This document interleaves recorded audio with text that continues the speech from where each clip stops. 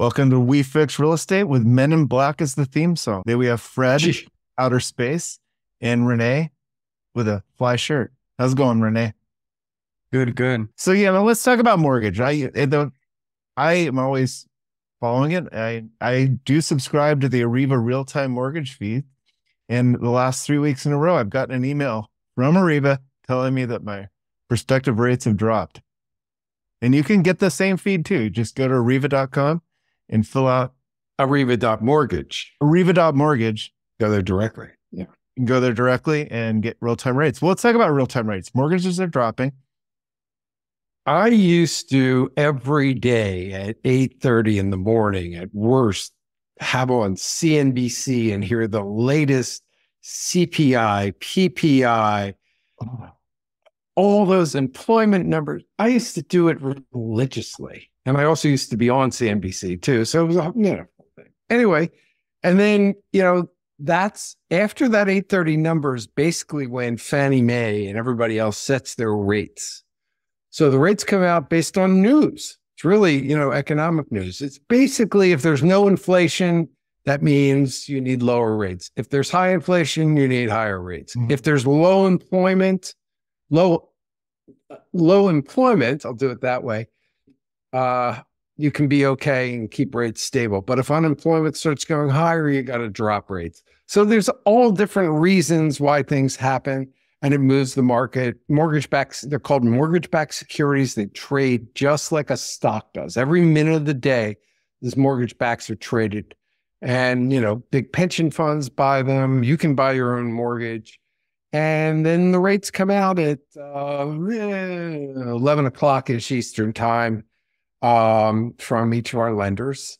And the portal would update if you put in a request at 11:15 or 10:45, you get yesterday's rates. At 11:15, you get today's rates. Oh. And actually, those yesterday rates have expired already because we get kind of in the dark side of the moon. Hey, that's there you go. It's right up there in the moon.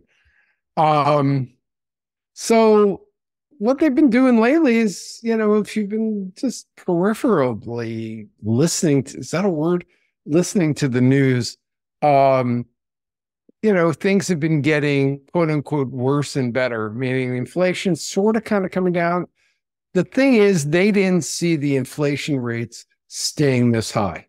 Mm-hmm. And I mean, everything costs more, everything. And transportation's been a big bugger and been expensive. And gas prices, the reason the gas prices are high is because we can't produce enough gasoline.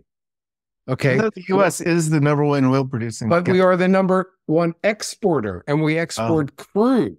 Okay. Mm. So the prices are high because we just can't get it refined quick enough because of all the refineries that went down after COVID. Mm. And to start them up, I don't know what the actual reason is, but I'm sure it's money and time. And they have to balance supply and demand. So that's why prices are up. That's it.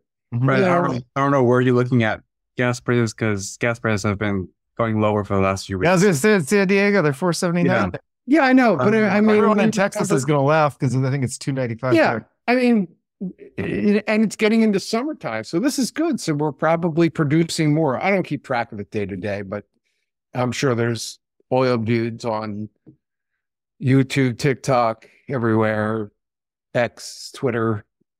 Bo Pickens is no longer around, though. No more Bo. He was one of those dudes on CNBC I used to listen to. Yeah. He was just good old oil man. I mean, just classic oil guy, kind of a J.R. Ewing would. Yeah. I mean, we're talking interest rates. People are always trying to find the lowest interest rate, and they have like 6-7 banks.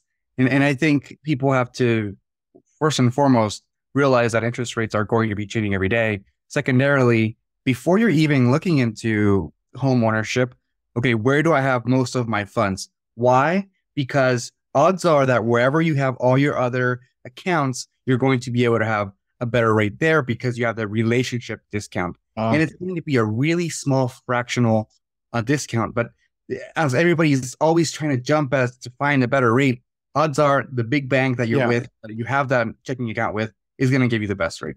That's just the bottom. right? Here's one thing you have to do. If you're going to check rates, take an hour at one day and then get all the rates at one time. So you're in the same market, because you could call on Tuesday and call somebody else on Wednesday, rates changed.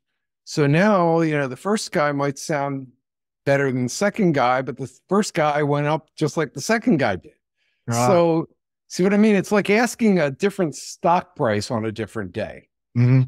That's exactly what it is. So keep that in mind. Just get it the same day. And of course, let me throw in, you must get a fully underwritten pre-approval. We couldn't get somebody into a property today because the seller's agent wanted the pre-approval, fully underwritten one. Yep.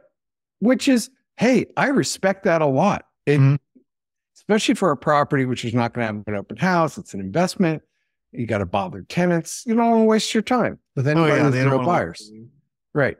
Exactly. Well, that's a problem of just a general real estate industry. So one of the biggest speeches on how agents are trained is agents are trained to say like, hey, like, don't ask about qualifications. Your job is to build rapport. Your job is to go and show homes. Well, that's affecting the industry, because then agents are taught to waste their time to spend time with their buyers instead of telling buyers and educating them like, hey, like, I'm not going to show homes until you're actually prepared to buy homes, which would actually drop the price of all these commissions, right? So it's all kind of packaged together, but that's something that has to change, right? Like a good agent should be able to tell their buyer, no, we're not going to go see that property unless you have the funds to be able to purchase. Right. Because it's a job, right? We're not, just volunteering for funsies, right? I mean, you don't want to take someone on. They're thinking about redoing their kitchen, so they want to go tour some of the latest. Fine. Go to the open house. Yeah, we don't get paid until the close of escrow, so we're working for free until then, and deals fall apart at the end. I mean, it happens. Which if you're in the real estate industry, you get it, right? Like you get it that it's not always going to work out. But by the way, speaking of that, we had a deal in Venice where the sellers didn't do an inspection up front. Of course, we did an inspection. Our buyers found a lot of mold, freaked the buyers out, and they reneged on they didn't renege. They got out of the contract. They got all their money back and all that. So a property we were trying to go look at today, the agent realized it was us and said, "Oh, you're the dudes who got out of the deal," or something like that. Like, really? And I wrote him back. It's like, no, I'm protecting my client. My client didn't want the house. What am I supposed to do? Shove it down their throat? What a weasel. Or hope they don't discover the mold. You did the client a favor. Yeah. Jesus. Or it would have come out midway through the deal anyways. Exactly. Well, so sure, the agent took it a little bit too personal. But on the other hand, it's like, at the end of the day, like when you're buying a house, it's going to have issues, right? That's what you take the inspection out. You price out what's going to go worth. You price out what it's going to cost. I mean, a house having mold should not be necessarily the reason why you don't buy it. It's like, okay, you find out why it happened. How much does it cost? Because, I mean, there's not a lot you can't find a house in every corner, right? So you can't just be picky and want the new construction house with every single bell and whistle that you're looking for. Like, hey, you know what? How much would it cost for the mold inspection? And look, I think from your end, like you see an agent that's a weasel. I see an agent that, got back to me and said, hey, all right, our sellers want to fix it. We got a mold inspector out. We're getting it cleared. And then the buyers, still don't want to buy it. You can't really do much from them. So I think buyers are also going to always find excuses to get out of contracts when they don't want to get a house. I think it should be easier for a buyer to just say, hey, I don't like it. You know what? What's the craziest thing you've heard from a buyer trying to get out of a house? Like wrong type of grass planted in the front yard? Let me think about that one a little more. I mean, got one on top of your mind? No, nothing really comes to mind. We're pretty good with talking with our clients before we make offers. You see, the mold might be removed, but we don't know the source. There might be a leak somewhere. Yeah. So then it's a bigger job. So that's what my clients are worried about. With a remediation, yeah. Well, I guess if you're in the middle of the Sunset District in San Francisco and it's always foggy, you're going to probably understand where the mold came from. Seattle. Seattle. Hello. Yeah. Hello. This is actually in LA.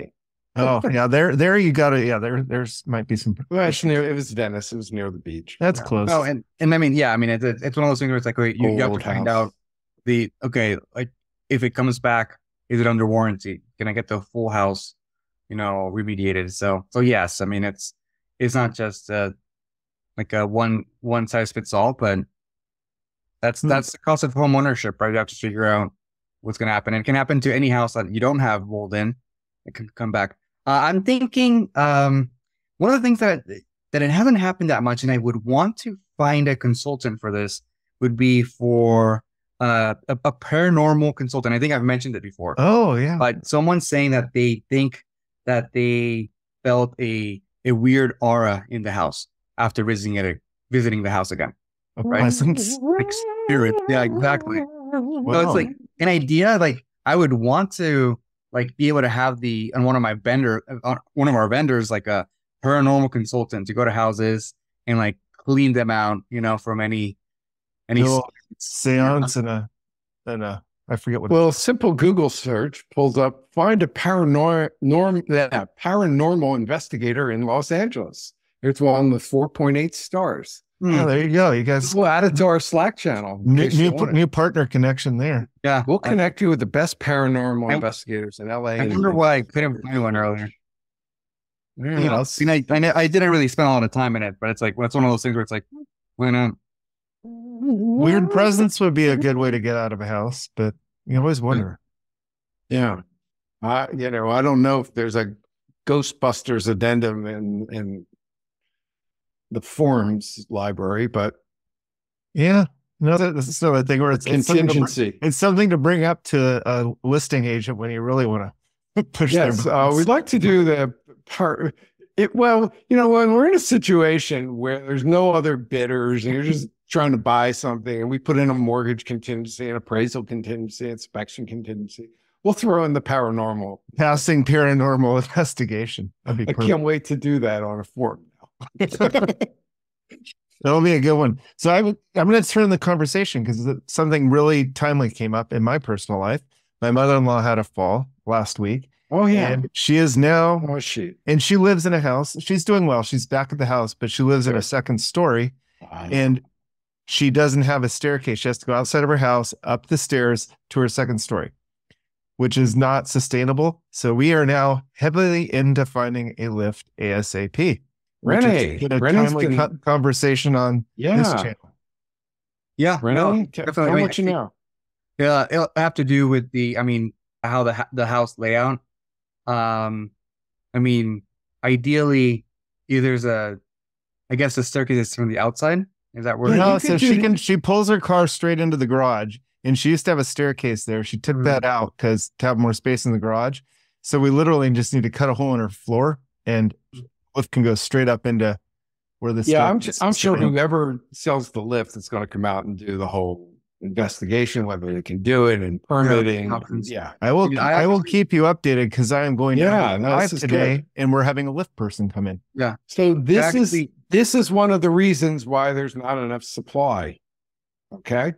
Now we've added to it. Mom can stay in the house. She just gets some kind of a lift up to the second floor. She's been coming. Yeah. And we're now, even though, it's a feature to allow her to use the house, but I can now see what a big feature it is. Like if she pulls in, she can put all her groceries in the lift and go straight up versus having to make 2 or 3 trips. Yeah. Well, there's new construction townhouses that I see all the time where they could have, the first floor is all garage and then a staircase, maybe a room in the back if there's enough space. But then you go second floor, kitchen and living room, third floor bedroom. That's kind of the layout. This is with like Lennar did this in Toll Brothers. Yeah, Toll Brothers. And I always say to them, why don't you put an elevator in here? Because, how is, a couple comes home, they just went to the supermarket, they got 8 bags, they got 2 kids and a dog. It's like, it's a pain in the ass. Yeah. To get everything up the steps, including kids and bags. Just make it easy. Or you could do kind of a dumbwaiter type of thing that goes up along the wall, something to help people just schlep their stuff up. Drew, are they charging you for the guy coming in for a quote, or what's the? Well, my wife's been down there for the last 4 or 5 days. I'm not operating under fully intel, but I think it's a free quote down here. Okay. Yeah, because one of the articles that I have in there, it's a bunch of different companies that do that. So, I mean, what I always tell buyers whenever they're trying to like really make sure they get the most cost effective contractor in or servicer, vendor or whatever, it's you, especially this for a lot of times for termite, right? But it can work for any other process. You get one quote and you don't have to have 10 people come in. You show it to other companies, right? To see like, hey, is this a competitive, transparent quote, or is someone else overcharging me? Yeah. So it could be a good idea. Once you get one quote, to send it over to one of the few companies that I have in there as well. And yeah, we'll share this link on the the show notes, but share it with me because we're in immediate need. Yeah. Okay. Especially when that like the floor turns into the lift. Like when it goes back down, you can't really see it except for the track. Yeah. And if there's like any companies, if there's any companies that listen to this podcast that are doing elevators, a lot of the times companies offer like referral bonuses, which kickbacks are illegal, but a lot of realtors still take them. Us as a company, we don't take any referral fees. So we actually can just take that price back down to the consumer. So, it could also be a conversation where we speak with them and say like, hey, because we're a real estate professional. Yeah, we don't need the $50. Go. Yeah, exactly. That's why we can just give them the money back. We fixed real estate in action. We are fixing it right now, actively down here in San Diego. Let's talk about Redfin estimates versus the list price. Okay. It's back. Not that it never left, but it's just getting worse. So an agent goes into a seller and says, look, I know your property's worth $900, but here's what I'm going to do. I'm going to list it at $699. So we get lots of interest. And there's people there who can figure out how to stretch to be able to make it. And this will make a bidding war and blah, blah, blah. Guess what, guys? We see this all the time. El Cerrito, it's just pathetic. But you can't even list the property because everybody does it. But if it's too good to be true, it's not true. Okay.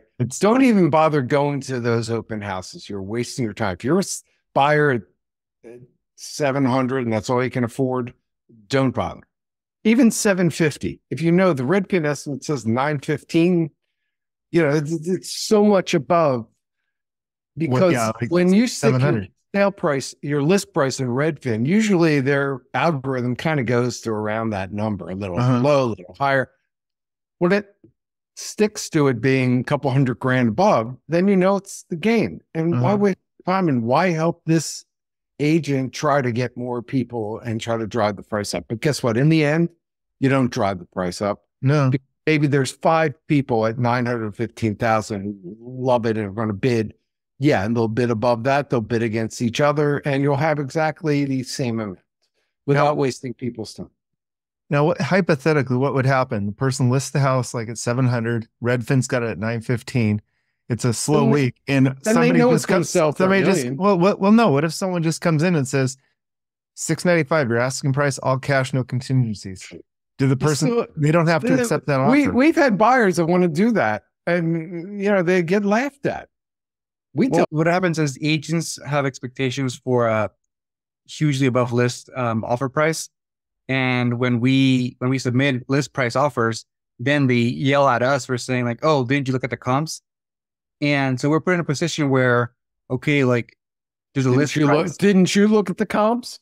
Yeah, it's probably the only industry where you can't buy something at the list price. Like usually, if you list it at that price and someone's willing to buy it at that price, you have a sale. We ain't selling bananas is what I always say. I mean, the other option doesn't solve the whole issue, right? So let's say that there's a house that's worth $1 million. So you list it at $1 million. And okay, it stays for 2 months. So then what? How do you do that? What do you do there? At least if you had the offers from when you had the list price at 700 to wanting $1 million, They can tell them like, hey, look at the comps. I want $1 million. Right? Yeah, exactly. So, Beware out there and don't waste your time. Don't waste your agent's time. If you have the kind of agent who likes to go around with you to open houses and whatever, I mean, and agents don't fall for this either. no, I mean, it's just simple, right? Like if you see a house, don't look at the list price. Look at the house that sold next door. Now, I know Fred loves Redfin. The best website to really look at this is actually Zillow, right? If you go on Zillow, instead of just Zillow giving you the comparables, it actually gives you the house that's sold right next to the house that's in the market in the entire block, right? No, So recently, the most recent one or something. Oh, anything. No, it doesn't. To find yes for accurate comps, you want to look at like the last 2 months, 3 months, yeah. But you also want to find out what sold 3 years ago, right? I mean, it's not I mean, at the end of the day, it is an investment, right? So you want to see, okay, how much did it sell for last year? Mm-hmm. If there's a house that sold last year for $1 million, like, should you offer $2 million this year? You know, Yeah. I mean, as a consumer, I have to say it makes me feel better to look at Zillow versus Redfin. It might just be my house, but Zillow's always a couple 100,000 more than Redfin. Their bad algorithm is better than the other bad algorithm. it is house to house. I think Zillow just likes your house more, Drew. Yeah. No, I mean there's a house right now that's listed at 1.69, and there's a comp that sold for $3 million 3 months ago, right? And it's just like this house is going to go for above $2 million easy, and it doesn't show up as a comp, right? But if you open up in the last couple blocks on Zillow, you see that it sold recently. That's how I do a lot of more back-end research, right? Like what sold like right there in that block. So, yeah, especially when you're dealing with neighborhoods where there's not a lot of turnover, right? Okay, there's the house that's really specific to that same view that's by the beach. Okay, it sold 3 years ago for $2 million. Well, odds are that you have to be in that ballpark of $2 million, even if it didn't appreciate over the last 3 years. Even if you take into account for the appraisal, like it's not. It makes sense, right? There's some logic attached to it. That's the trouble in my neighborhood because they're not consistent homes. They're all older homes, 50, 60 years old. And they're all different. Kick ass. Some of the homes are just beat down. And you sell a beat down home, it doesn't really bring it, I guess theoretically it brings down all the kick ass homes, but it makes it really hard to do it. It makes it really hard to get a comp. No, not at all. Because the appraisers actually just adjust. A real appraisal is done. They adjust it for the conditions. There's no such thing as a real appraisal. They know the sale price before they do the appraisal.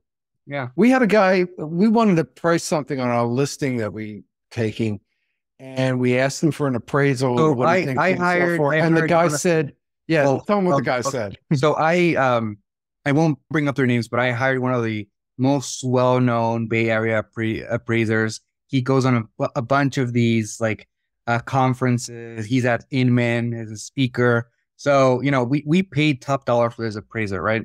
And he appraised this property for over $100K to what it had sold 2 years ago, right? Mm-hmm. And their whole goal, I mean, he just told me that it was really hard to look at the neighborhood and to price it out. But at the end of the day, it's like he appraised to $1 million.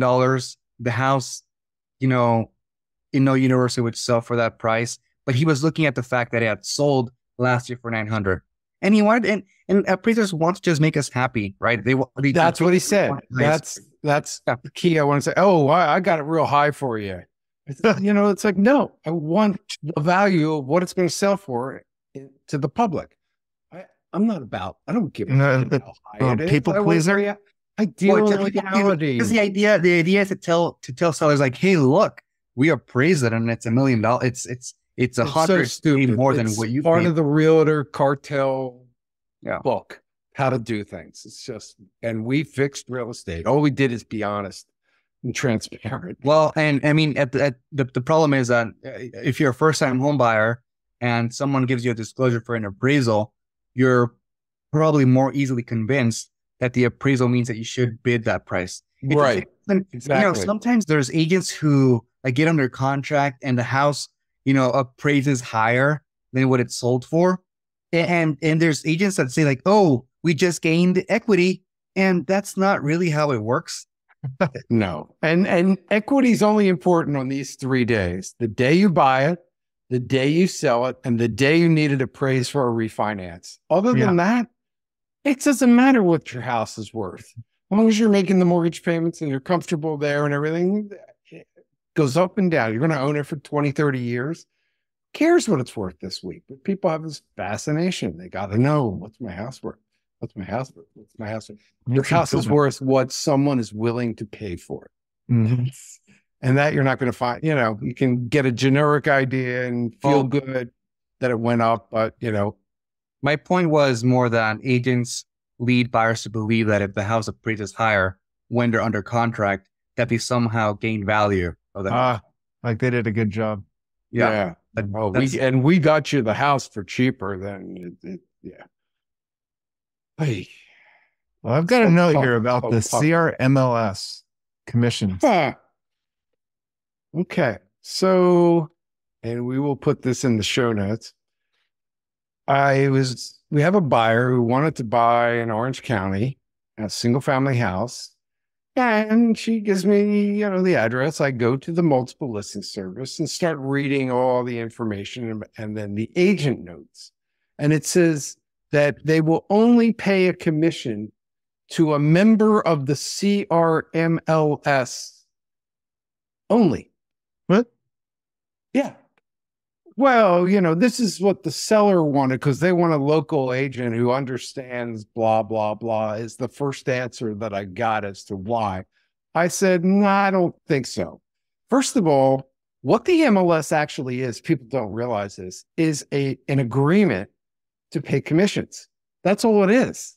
So if I'm a member of the MLS in Los Angeles that's tied in with CRMLS, and I'm a member in the Northern California MLS, which is tied in with CRMLS, I have a commission agreement with agents in CRMLS. Mm-hmm. So they can't restrict it. And I also tell her, you know what? You're also trying to steer people to only use those agents, and those agents are the only ones that can make the commissions. You're discriminating. I mean, I laid it out 5 different things. So she finally got back to me and said, okay, just bring me the offer and you'll be okay. It's like she was giving me an exception, but she did say, oh, all the agents do it here. Well, as soon as I saw that, I sent it to someone, every single email, everything she said, the MLS, everything. And that someone has referred it to the Justice Department. Oh, wow. This is coming down. Now, is CRMLS, is that the main big one? Or is that it's the biggest geographically in California, but most people belong to the LA or the one in South Bay. So that would be the true local agent, the one that is belonging to this LA one. Or the CRMLS is all over the state. Yeah. It's all just crazy. So I hope the Justice Department sends them a cease and desist, because here's the other thing. I sent into the MLS that I looked it up on that, hey, this is a problem. And they said, okay, we'll forward this to the MLS. Never heard a peep from CRMLS. Huh. Mr. Attorney General, that's another piece of evidence that they're trying to hide this process, or they can condone it. Well, another way that real estate needs to get fixed. Oh, man. Just seriously. So we've gone through the whole episode and we haven't even talked about context. Everything is context. Well, where context matters. I'm trying to work it in. At least I know. We like it. I got my context t-shirts. I don't have them on today, but maybe we change it to we love context. Yeah, we heart context. All that matters is context, even with a mold. Like what type of mold do you have? What is the context of the mold? Exactly. Mold, it could be the end all be all, or it could just be a small fact. Show me the context. Mm-hmm. There we go. See, we worked it in. We might as well end on a high note. What's your last thoughts there, Renee and Fred? Oh, what you want me to go first? Yeah. Oh, we did it. Oh, speaking, because you're speaking earlier, why people get out of deals. In regard to the home we just placed an offer on, we learned there was a recent death in the house and my kids are freaking out. This happens. You're supposed to disclose if anybody died in the house in the last 3 years in California. So, and I don't know that they do that anywhere else, but off the top of my head. Perfect chance for a paranormal remediation contingency. Yeah. No, Exactly. I mean, okay, first of all, actually, I was going to say something that could put us on heated water, so I won't say this. But okay, well, you're not saying it as a Riva. You're just saying it as René. Go ahead. You're not liable. No, I'll just say it offline after this. But what I will say is that Now everybody's listening is going to go, what the heck is he going to say? Nobody listens to this podcast. Come on, just say it. it's fine. You have to wait. Yeah, I mean, this stays online forever. You know, if anything knows anything about technology is actually, that's going to be my end point is if you're going to be in the public arena doing things in public, know that everything is going to stay there forever. Right? We're living. I mean, there's this Microsoft. Shut your phone off this before you get drunk is basically the idea. Yeah. No, but I mean, there's this the Copilot that Microsoft just released, right? Where they can capture everything in your screen. Yeah, I saw Right? that. That's scary. And it's just like the biggest thing that you can hold on to yourself is the idea of privacy, right? So if you're sharing things, just know that it can always come back and bite you, right? Oh, So- Drew, speaking of that, I wanted to ask you, you might as well say this. Somebody got into the Pentagon Papers of Google to find out how their algorithm works. Did you hear about that? The documents were leaked. They don't know if they were leaked intentionally, but That's yeah, what I was read kind of rumors. thinking, because they're going to a whole new thing with. Well, it their wasn't even. AI. They didn't hack into the Pentagon. It was in the comments on some of the open source things that they accidentally released. Ah, okay. Well, I call them Pentagon Papers because they're major. Yeah, it's kind of like what everybody knows. I mean, Okay.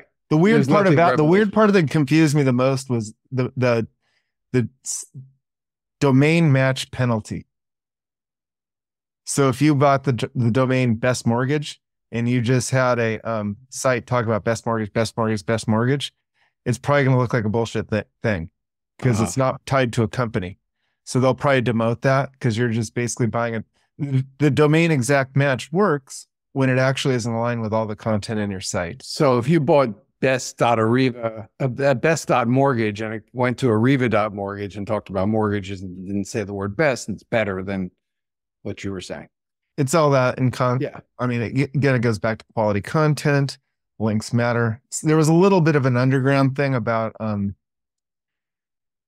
between what they say and what they're actually doing, and it's hard to tell from that document. Right. And now with that AI thing, and I, believe it or not, I haven't gotten it yet, so I haven't really seen it. Have you AI seen the results. stuff going on Reddit with people like asking for like Google's AI written answers? I've seen that. No, I haven't seen it. Stuff. Yeah. Oh, I bet they're crazy. I Yeah. Claude's been fun. I've been using that. But it's pretty Well, it's good. legit for business writing. I saw a matrix, Yeah. and I should put it in the show notes on the best AI language model for each use case. And Nice. yeah, Claude came up for like business writing, like that type of stuff, proposals. Chat GPT is better for I say coding, but yeah, we I've been trying to code something for a while and I can't get it to work. So maybe I just suck at using ChatGPT. I feel like I suck more at Yeah. using Chat GPT every month. But I think really- what I've heard or what I see in the TikTok things is people saying, hey, take your competitor's website, put it in there, and it'll write the code for you. So that I think that's more of what people are doing with it code wise. Oh yeah, no, we with CodeWide, it's all put in the whole PHP code and say, hey, what's wrong with this? Or we're getting this error, and it'll suggest it'll That's fix good. it. That's Or I'll need to, especially for nerds, if you're writing regular expressions, which is like a way to do for redirects and stuff to like search out different files. ChatGPT writes regular expressions super well.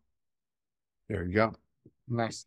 And on that happy note, Yeah, So until next time. We fix coding. Nice. Yeah. So I guess the show's over, guys. Okay. All right. That's Okay. it. We're leaving. Nice. Goodbye. Okay. Talk to everyone later. Bye bye.